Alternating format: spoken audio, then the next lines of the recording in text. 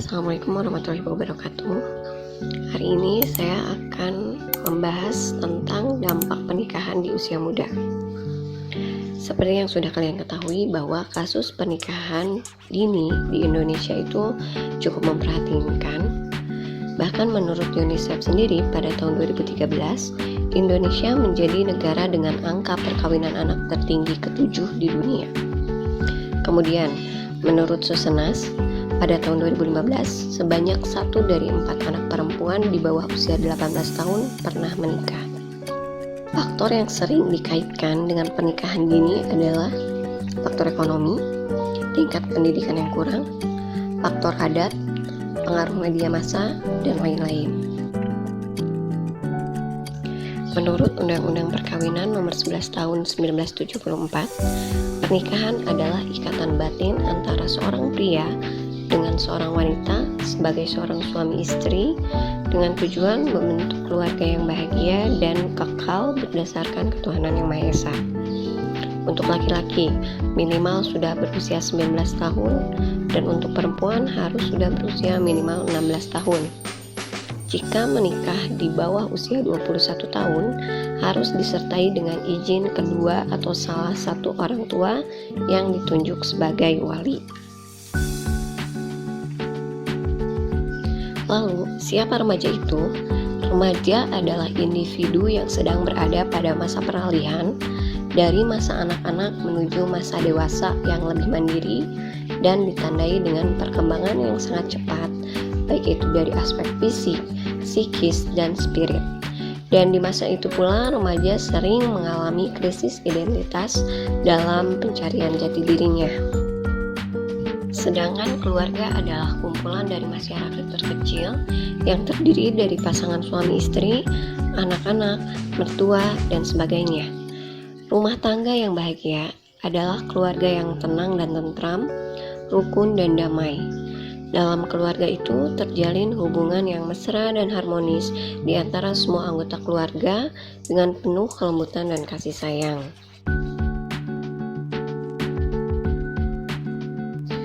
Untuk mewujudkan keharmonisan dalam keluarga, maka diperlukan faktor keserasian, keselarasan, dan keseimbangan di antara keduanya. Dan faktor-faktor tersebut hanya dimiliki oleh pasangan yang sudah memiliki kematangan dalam segala tindakan. Nah, jika kematangan ini belum dimiliki, akan ada banyak kendala yang nantinya harus dihadapi dalam rumah tangga yang kelak kalian bina. Keluarga itu lembaga yang sangat penting, baik itu dalam proses pendidikan, pembentukan kepribadian, perilaku, serta kemampuan anak dalam kehidupannya. Pernikahan usia muda itu sendiri adalah sebuah komitmen moral yang mengikat dua lawan jenis dalam satu ikatan keluarga. Nah, di sini yang dinilai bukan untuk penyalur kebutuhan biologis saja, tapi menjadi media aktualisasi ketakwaan. Oleh karena itu, untuk memasuki jenjang pernikahan dibutuhkan persiapan-persiapan yang matang, baik itu kematangan fisik, psikis maupun spiritual. Nah, dalam Islam, jika ibadah itu dinilai dari 1 sampai 100%, pernikahan sudah mencapai ibadah sebanyak 50%-nya. Oleh karena itu, untuk menikah dibutuhkan persiapan yang matang, ya. Karena untuk laki-laki sendiri nantinya akan punya tanggung jawab besar terhadap anak dan istrinya sebagai pemimpin rumah tangga. Untuk wanitanya sendiri juga bertanggung jawab atas pendidikan anaknya. Itu fitrah seorang bapak dan ibu dalam suatu rumah tangga. Nah, berikut beberapa faktor pernikahan usia muda. Di antaranya adalah yang pertama, ya, ada faktor pribadi. Ya, di sini ada beberapa alasan, antara lain pertama agar bisa menjauh dari orang tua dan mendapat kebebasan.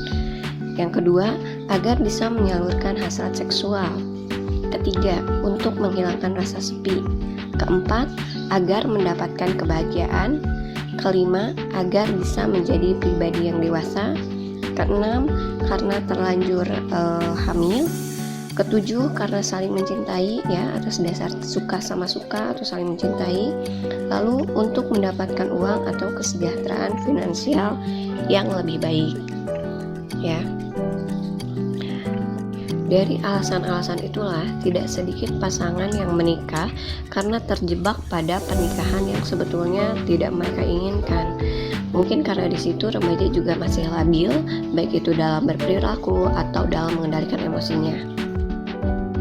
Kemudian yang kedua, dari faktor keluarga. Yang menjadi kekhawatiran keluarga adalah kian maraknya seks bebas di kalangan remaja dan dewasa muda, maupun meningkatnya angka aborsi. Setidaknya itu menjadi suatu indikator tingkat pergaulan bebas sudah berada pada tahap yang mengkhawatirkan, ya, dan harus segera dipikirkan solusinya. Dan jalan yang dipikirkan oleh keluarga biasanya adalah dengan menikahkan anak mereka, ya, agar tidak terjadi hal-hal yang tidak diinginkan. Yang ketiga ada faktor budaya. Nah, dari faktor budaya ini juga berkaitan dengan kultur yang berkembang di masyarakat itu sendiri, ya. Bagi sebagian masyarakat, seorang anak perempuan harus segera berkeluarga karena takut tidak laku atau mungkin tidak kunjung menikah di usia 20 tahunan, ya. Dan ini juga memang bisa kita temui di sekitar kita, ya. Bahkan ada kebiasaan untuk tidak menolak pinangan dari seorang laki-laki walaupun wanitanya belum berusia 16 tahun. Selanjutnya dari faktor pendidikan.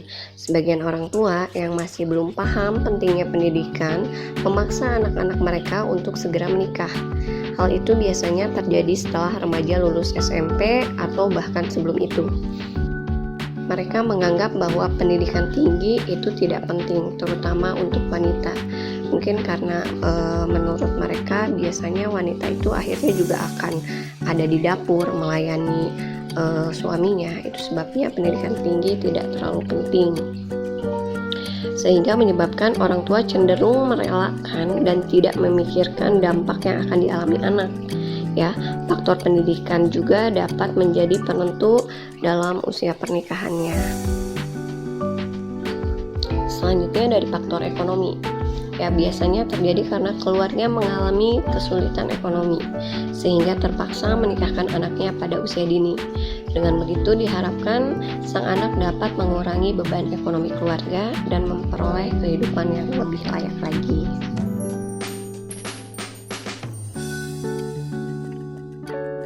Mudahnya akses internet untuk membuka situs-situs berbau pornografi yang sebenarnya dilarang oleh pemerintah. Mirisnya, di sini orang dewasa pun ikut serta dalam penyebaran video-video tersebut. Sedangkan anak-anak tidak dibekali pengetahuan dan emosional yang cukup untuk mengakses situs tersebut, sehingga mereka akan merasa penasaran dan melakukan hubungan seks di luar nikah, ya. Itulah sebabnya sex education sangat penting bahkan sejak anak tersebut masih kecil, ya. Meskipun dalam pernikahan dini tersebut ada positifnya, tapi tidak seimbang dengan dampak negatif yang akan ditimbulkan dari pernikahan dini, seperti kesehatan, psikologisnya, bahkan kehidupan sosialnya. Di sini ada beberapa dampak negatif dari pernikahan dini. Di antaranya adalah yang pertama, tingginya angka kematian ibu dan anak, serta gangguan kesehatan lainnya.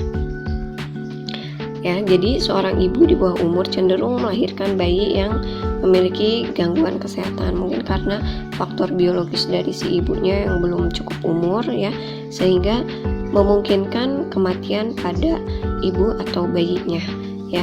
Bahkan bisa saja memberikan pola asuh yang salah karena terbatasnya pengetahuan sifat keibuan dari wanitanya.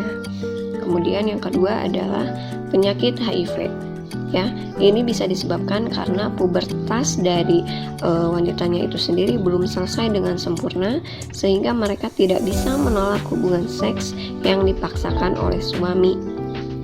Ya, di sini juga akhirnya terjadi HIV/AIDS karena vaginanya belum cukup kuat dan lebih mudah terluka, sehingga memungkinkan virus masuk dan berkembang di sana.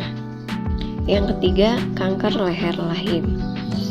karena keadaan sel-sel leher rahim belum betul-betul matang, sehingga pertumbuhan sel akan menyimpang dan bisa saja menyebabkan sel kanker. Kemudian yang keempat ada depresi berat atau neuritis depresi, ya. Ini bisa saja terjadi pada orang-orang yang introvert atau tertutup, sehingga membuat mereka menarik diri dari pergaulan, menjadi pendiam atau tidak bersosialisasi sama sekali.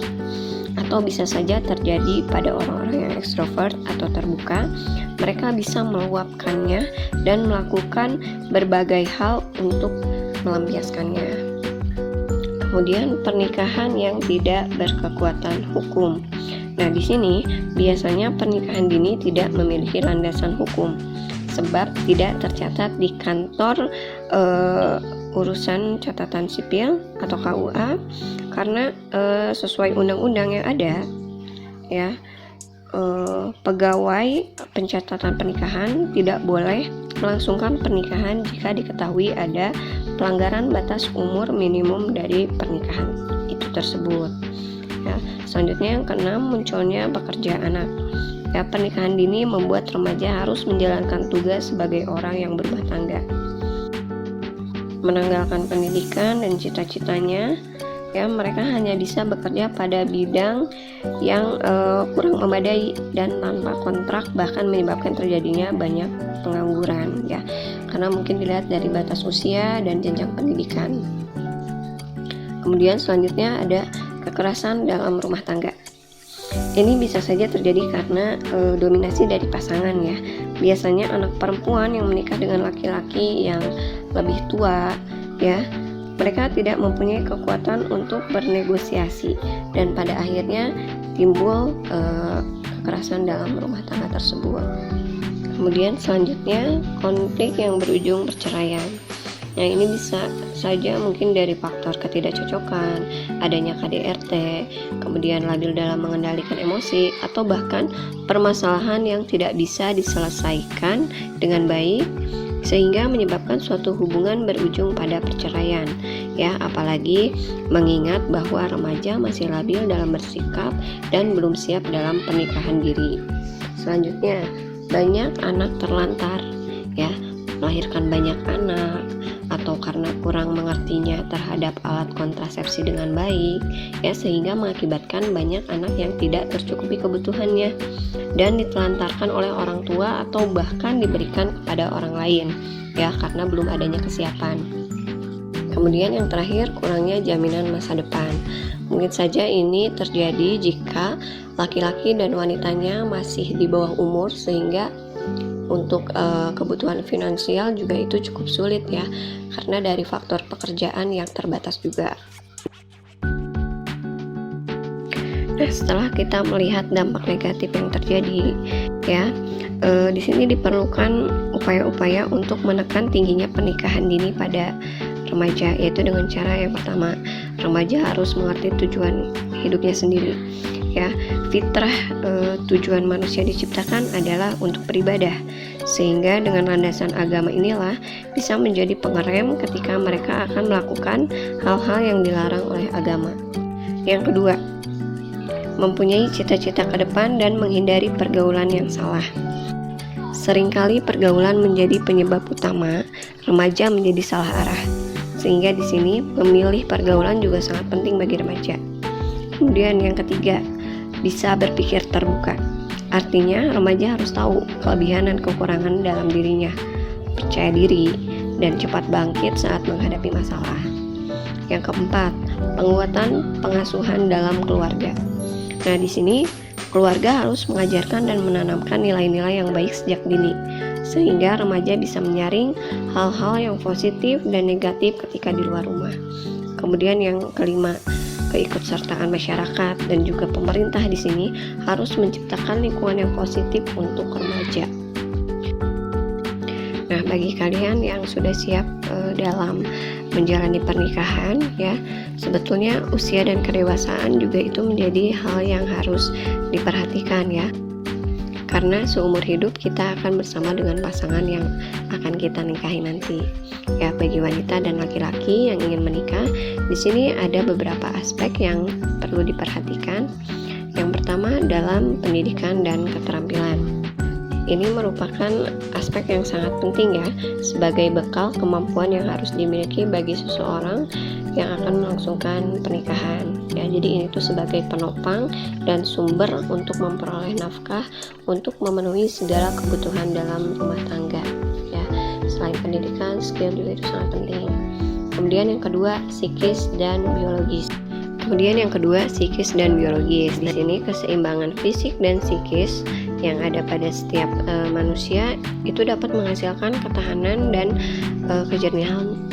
kejernihan akal dalam menyelesaikan berbagai jenis persoalan yang dihadapi.